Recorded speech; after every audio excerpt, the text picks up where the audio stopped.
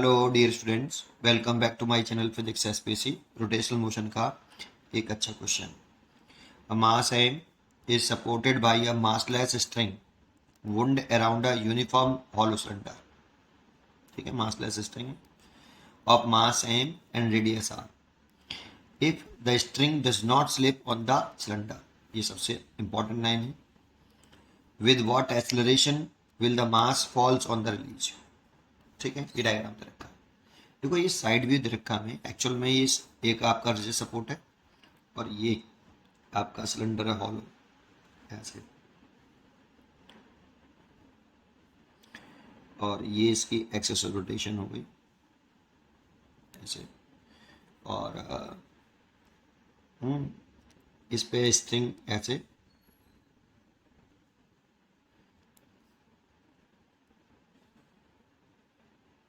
तो इससे एक मास सस्पेंड कर दिया ऐसे है। ये ऐसे एक्चुअल में, फिर इसको साइड व्यू इस तरह से बनाया गया। ठीक है, चलिए देखते हैं। इसमें इधर की तरफ टेंशन हो जाएगा टी, ये एम जी है, और ये ए एस एस एल से नीचे जा रहा है।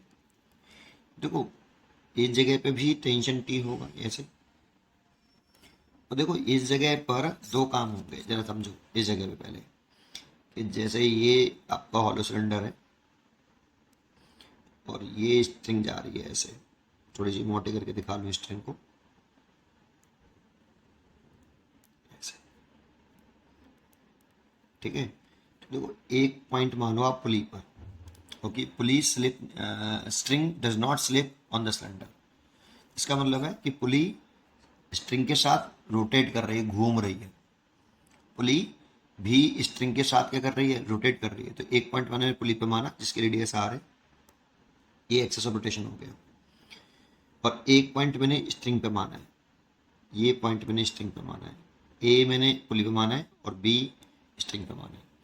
जब सोचो, ये वाला ब्लॉक अगर ए एक्सेस से नीचे जा रहा है तो स्ट्रिंग में जो एक्सेलरेशन होगा वो तो नीचे की तरफ ए होगा। और आपकी जो पुली वाला पॉइंट है, अगर वो घूम रहा होगा ऐसे, तो उसमें टेंजेंशियल एक्सेलरेशन होगा A T equal to R alpha ऐसे। इसकी अगर रेडियस आर है, इसकी रेडियस आर है और ये घूम रहा है, एंगुलर एक्सेलरेशन रोटेट कर रही है ये एंगुलर एक्सेलरेशन अल्फा से, तो A T equal to R alpha. और अगर ये स्लिप नहीं कर रहा, अगर स्ट्रिंग इस पुली पर स्लिप नहीं कर रही है, तो इसका मतलब है कि A is equal to R alpha है। जो पुली में एक्सेलरेशन है वही स्ट्रिंग में एक्सेलरेशन होगा, तब आपकी स्ट्रिंग इस पर स्लिप नहीं करेगी। ठीक है, एक पॉइंट। दूसरा, इसे घुमा कौन रहा होगा, तो उसे घुमा रहा होगा फ्रिक्शन। किसको? पुली को कौन घुमा रहा होगा? पुली को रोटेट कर रहा होगा फ्रिक्शन। लेकिन इसमें कंसेप्ट आता है कि अगर मैं एफ बी डी बनाऊँ स्ट्रिंग का, देखो पुली पर फ्रिक्शन लग रहा होगा इस तरीके से नीचे की तरफ, और स्ट्रिंग पर फ्रिक्शन लग रहा होगा ऊपर की तरफ ऐसे। स्टैटिक फ्रिक्शन होगा। तभी आपकी इस पुली को रोटेट कौन कर रहा होगा, सोचो। अगर स्ट्रिंग स्लिप नहीं कर रही तो पुली रोटेट कौन कर रहा होगा, तो पुली को घुमा रहा होगा फ्रिक्शन फोर्स, जो कि नीचे तरफ लगेगा ऐसे। और जो आपका फ्रिक्शन फोर्स होगा स्ट्रिंग पर, वो ऊपर लगेगा। अगर मैं स्ट्रिंग का एफ बनाऊं, F B D of string, तो स्ट्रिंग को ऐसे ना लेता हूं, तो इस जगह पर इधर टेंशन टी है और इधर की तरफ ये एक्सेलरेशन है।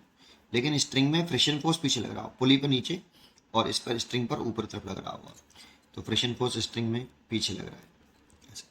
और चल इधर रहा है, तो नेट फोर्स निकालें स्ट्रिंग पर।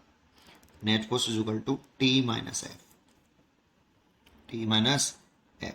तो नेट फोर्स अगर लिखें तो mass of string into acceleration T minus F. तो स्ट्रिंग का मास जीरो है, स्ट्रिंग का मास जीरो है। क्वेश्चन में कहा है मासलेस स्ट्रिंग है हमारी, मासलेस स्ट्रिंग है।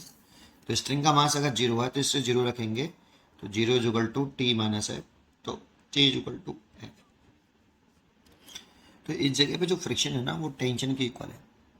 लेकिन यहाँ पे उसमें पुली में एक्सेलरेशन डेवलप कर रहा होगा, रोटेट कर रहा होगा, घुमा रहा होगा इसको एंगुलर एक्सेलेरेशन डेवलप कर रहा होगा वो फ्रिक्शन फोर्स होगा, लेकिन वो टी के बराबर होगा। तो हम ये क्या क्या कर सकते हैं इसमें कि हम इस टी का ही टॉर्क निकाल लेंगे, क्योंकि टी इज इक्वल टू कितना आपका एफ, तो टी का टॉर्क निकाल लेते हैं। तो ये आपको उम्मीद करता हूँ कि ये वाली बात पहले समझ में आई होगी। अब नॉर्मल तरीके से इसको करते हैं।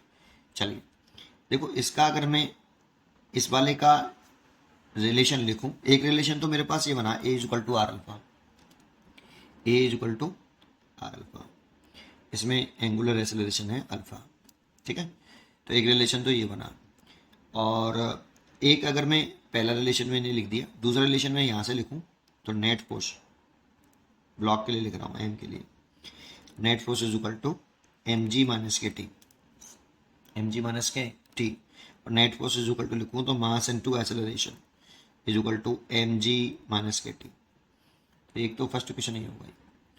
अगर ऐसे ही मैं इस बात के लिए इसको पुली के लिए लिखता हूँ, किसके लिए लिखता हूँ, पुली के लिए, तो मैं पुली का एफ बी डी बना लूँ। तो देखो ये आपका यहाँ से एक्सिस ऑफ रोटेशन है, और ये इसकी रेडियस है, और ये टेंशन है टी नीचे की तरफ, ठीक है। तो मैं टॉर्क निकालूँ, torque on pulley, torque on pulley, है ना। तो अगर मैं टॉर्क ऑन पुली निकालूँ तो टॉय इज इक्वल टू, देखो ये हो गया आपका टेंशन का line of action T into perpendicular distance हो गई ये, tau is equal to R perpendicular into F लिखते हैं। तो परपेंडिकुलर डिस्टेंस हो गई, एक्सिस ऑफ रोटेशन ये है, तो ये हो गई आपकी कितनी कैपिटल आर।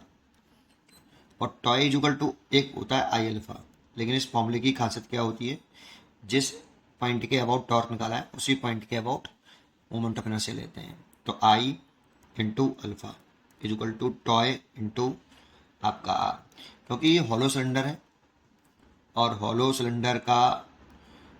सिलेंडर है आपका, ये हॉलो सिलेंडर का इस एक्सिस के अबाउट जो मोमेंट ऑफ इनर्शिया होता है वो होता है I is equal to M R square.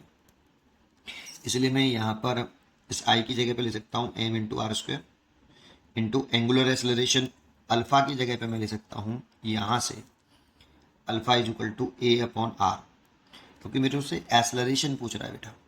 तो अल्फा को उठा दें तो यहाँ से अगर मैं ए अपॉन आर पुट कर दूँ, A upon R is equal to, actual में जो टॉर्क ऑन पुली है ना वो फ्रिक्शन कर रहा होगा, टॉय इज इक्वल टू होगा एक्चुअल में एफ इंटू आर, रियलिटी तो ये है। लेकिन यहाँ पे टॉय जो फ्रिक्शन फोर्स है वो टेंशन के बराबर है, इसलिए आप टेंशन लिख सकते हो, तो टी इंटू आर, ठीक है। तो टी की वैल्यू टी है और आर की वैल्यू आपकी आर है, एक आर से एक आर कट गया यहाँ पे, और इस आर से फिर ये आर फिर दोबारा से कट गया, तो टी इज इक्वल टू जो निकल के आया है यहाँ पे वो एम इंटू ए निकले आया, और टी की वैल्यू अगर मैं यहाँ पहली इक्वेशन में पुट कर दूँ तो मैं एक्सेलरेशन निकाल सकता हूँ। तो अगर मैं फर्स्ट इक्वेशन में ये सारी डाटा रख दूँ तो देखता हूँ क्या आता है, ठीक है। नेक्स्ट पेज पर, तो टी की जगह पर अगर मैं ये वाला डाटा यहाँ रखूँ तो M A is equal to M G minus के टी, तो M A is equal to M G minus T की वैल्यू कितनी आपकी एम ए, टी की वैल्यू एम ए, तो इसको इधर ले आए तो two M A is equal to M G, है ना। कुछ गड़बड़ कर दी क्या, एक सेकेंड, ठीक है। एम से एम कैंसिल हो गए, ए इज इक्वल टू आ गया कितना जी बाई टू, देखो इतना एक्सेलरेशन होगा इसमें, इसलिए इसका आंसर होगा B, B is equal to B part, इसका आंसर है जी बाई टू। उम्मीद करता हूँ कि आपको ये जरूर समझ में आया होगा। पढ़ते रहिए और खुश रहिए। Thank you.